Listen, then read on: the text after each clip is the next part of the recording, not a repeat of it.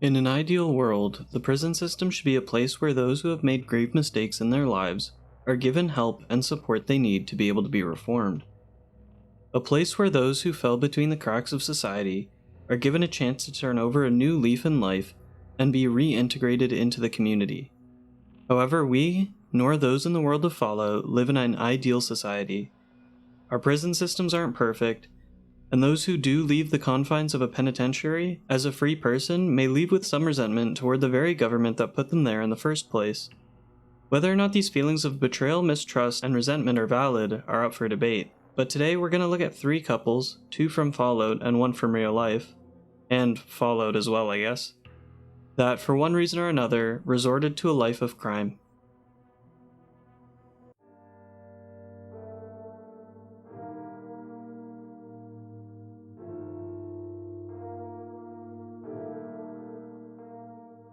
Funnily enough, not too much is known about the aspiring crime couple as their foray into a life of crime was accidentally cut short.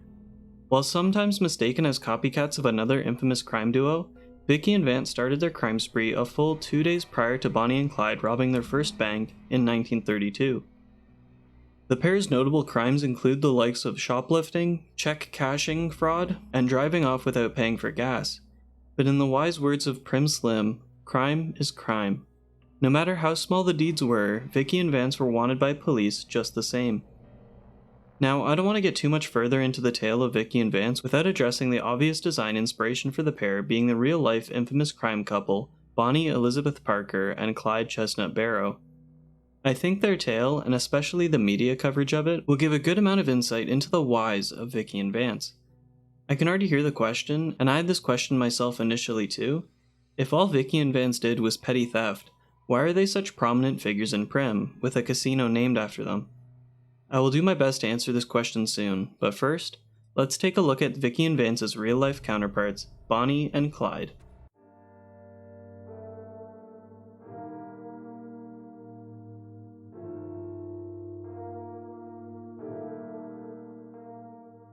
Bonnie and Clyde were born into poverty. The pair met through a mutual friend in January 1930 and almost immediately fell in love.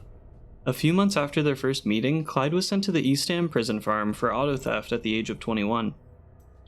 Clyde's time in prison is what shaped him into a bitter and hardened criminal. Clyde managed to escape prison shortly after he was first incarcerated after Bonnie smuggled him a weapon, but he was shortly recaptured and sent back. He would then go on to commit his first murder in prison, killing an inmate that would repeatedly abuse him. Clyde would manage to avoid the murder charge as another inmate who was already serving a life sentence claimed responsibility. To avoid working hard labor, Clyde intentionally had 2 of his toes lopped off, causing him to walk with a permanent limp.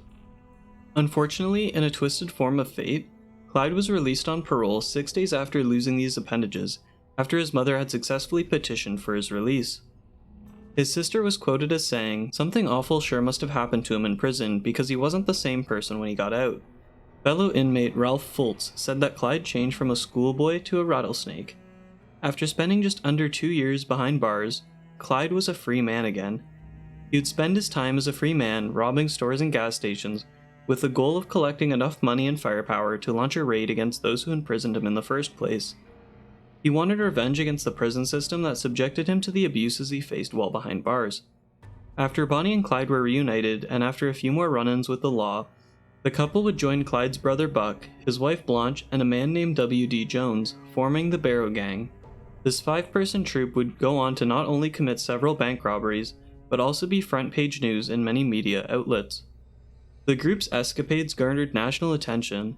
This 2019 Washington Post article aptly describes the pair as the Depression-era Kardashians, a source of public fascination. Now, like the Kardashians, it's not as though people strive to be like Bonnie and Clyde. It's more like they're such compelling, strange, and unique people that allow normal folk to forget about their own miserable lives and focus on something else.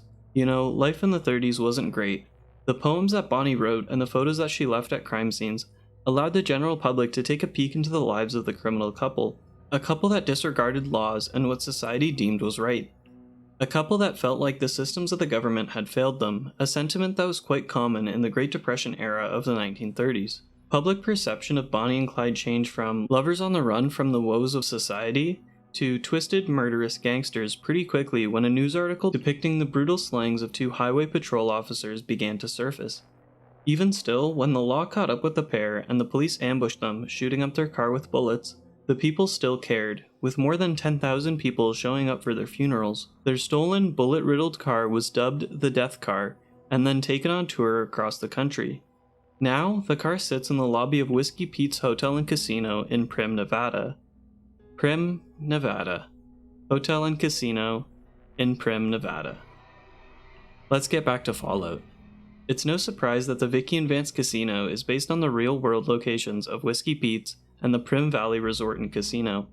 But unlike its real-world counterparts, the Vicky and Vance Casino doesn't feature the Bonnie and Clyde death car and other memorabilia, rather the former couple's stuff instead. It makes sense, right?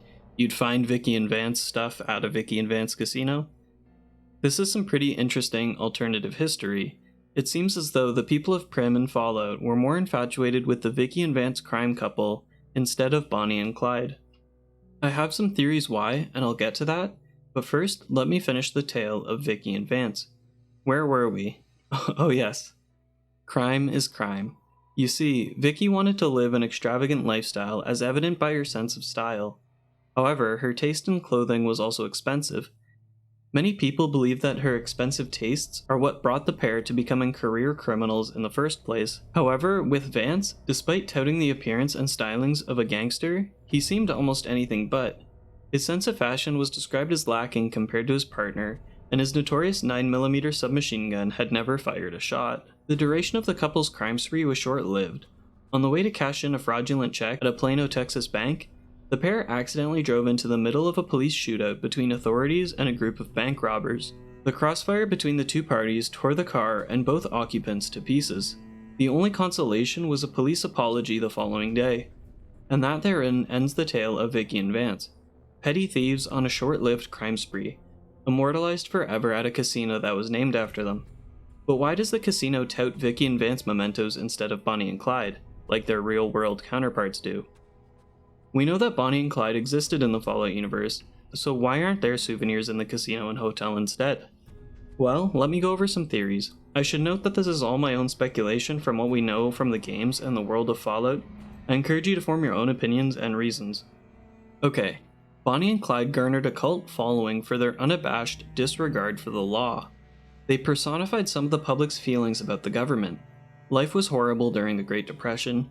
People felt betrayed and abandoned by their government.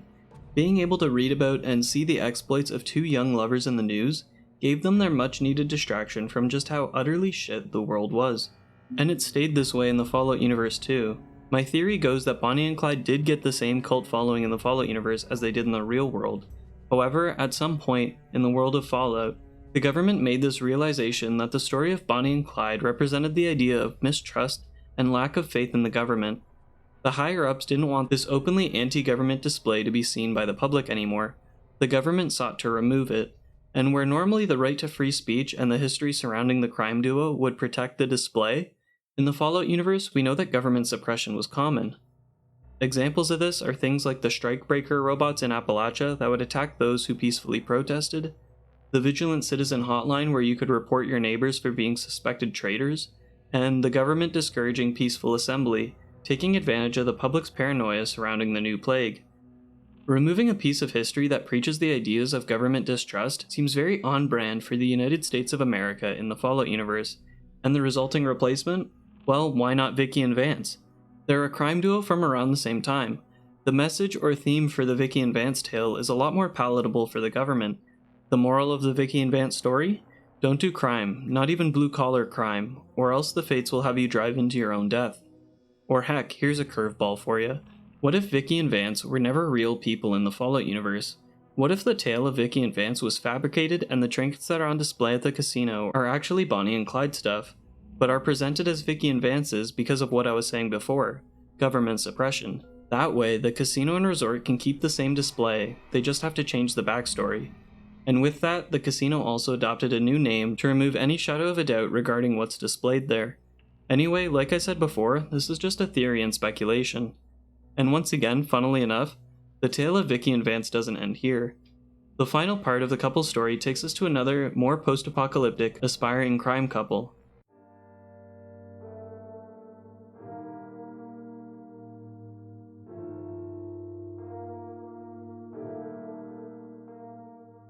An unmarked location lies west of the H&H Tools factory. Inside, Sammy and Pauline Wins can be found. When speaking with the pair, they will reveal that the reason the Vicky and Vance casino is so bare as of late is because it was the Wins who robbed it, taking the clothes and the 9mm submachine gun from the exhibit. They tell the courier that they plan to use the garb and weapon to rob all the casinos in the strip. However, unlike Sammy, Pauline is not too sold on their ambitious plan. If the courier passes a speech check, Pauline voices concerns about their plan. Sammy reluctantly listens to his partner and instead offers the courier a passcode to the safe in the hideout, where the original never-fired Vance's submachine gun can be found, yours for the taking. Some fun trivia: the code that Sammy gives you, 052334, is the date that the police ambushed Bonnie and Clyde. There you go, the tale of two crime duos, or I guess three, and why one is still remembered while the other is forgot. Subscribe, like, comment, and share. Take care, folks. First things first, any bosh you've heard about Vicky and Vance being copycats ain't nothing but ill-tempered slander. Fact is, they begun their crime spree 2 days before Bonnie and Clyde robbed their first bank. So who was copying who?